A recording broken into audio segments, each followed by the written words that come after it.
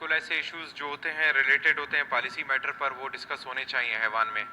ایوان کی جو ہے یہ تقدس اور اس کو برقرار رہنا چاہیے.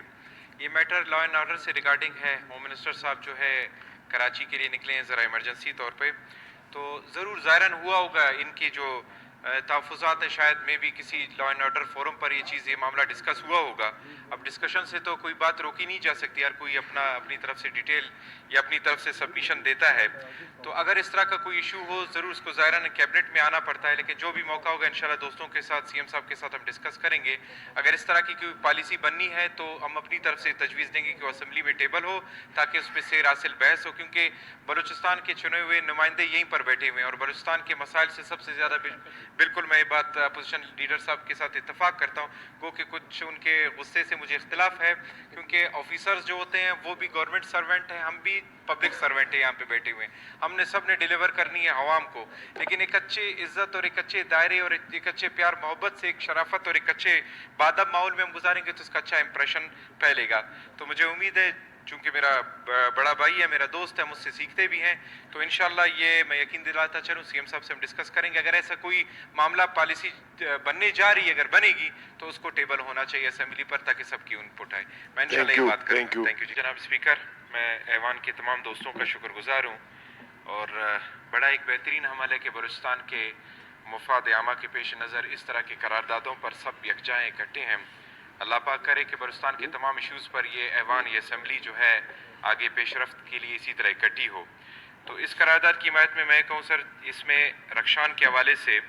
جو اس وقت رخشان کی آبادی ہے اس کو بھی پیش نظر رکھنا چاہیے, جو تقریباً 1 ملین سے زیادہ ہو چکی ہے,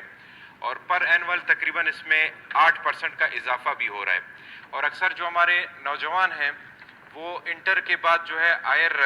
ایجوکیشن کے لیے جو آگے اپنی تعلیم جاری نہیں رکھ سکتے ڈسٹنس کی وجہ سے, پھر وہاں سے نکل کر دور دراز جہاں پر ان کو فردر اپنی کیریئر کی ایجوکیشن جاری رکھنی ہوتی ہے میڈیکل کے حوالے سے یا انجینئرنگ کے حوالے سے, تو وہاں کے ایکسپینس جو ان کے چارجز ہیں, اس کے اخراجات ہیں رہائشی دوسرے, تو ان کے لیے بڑا مشکلات کا سامنا کرنا پڑتا ہے. اگر اس پر سروے کیا جائے تو میں بتاؤں اسی طرح یقیناً پورے بلوچستان میں یہ معاملات ہو رہے ہیں, جیسے میری بہن نے نصیر آباد کا کہا, میرے دوستوں نے دیگر اضلاع کا کہا, ڈاکٹر صاحب نے بھی کچھ مسائل کی نشاندہی کی. تو دیکھا جائے تو تقریباً پورے بلوچستان میں اگر جو ہمارے اسٹوڈنٹ ہیں F A F S C کے بعد ڈراپ ہو جاتے ہیں, آگے اپنی تعلیم جاری نہیں کر پاتے ان مشکلات کی وجہ سے, اس ٹریول ڈسٹنس کی وجہ سے, یا وہاں پہ جا کے اکوموڈیشن کے ان اخراجات کے حوالے سے, تو ایک بڑا مسئلہ درپیش ہوتا ہے. ایک بہت بڑا میرے خیال سے ایک چیلنج ہے کہ اس قدر تعداد میں ہمارے نوجوان اپنی کیریئر کی تعلیم آگے جاری نہ رکھ سکیں. تو گورنمنٹوں کو, حکومتوں کا تو سب سے بڑا فائدہ یہی ہے کہ وہ سب سے بہترین جو چیز ہے جو ان کا مستقبل سنوار سکتی ہے, ان کو آگے فیسیلیٹیٹ کر سکتی ہے, وہ اپرچونٹی دے سکتی ہے, وہ تعلیم ہے یا ہیلتھ ہے. سی ایم صاحب کا شکر گزار, انہوں نے تو پہلے دن سے ہی جو ایمرجنسی لگائی اور پرسنلی جو ہے وہ ایجوکیشن اور ہیلتھ پر اپنی نگرانی رکھ رہے ہیں اور کام کر رہے ہیں, محنت کر رہے ہیں, وہ اپریشیٹیبل ہے. اس کے علاوہ جو یہ قرارداد ہے اس پر میں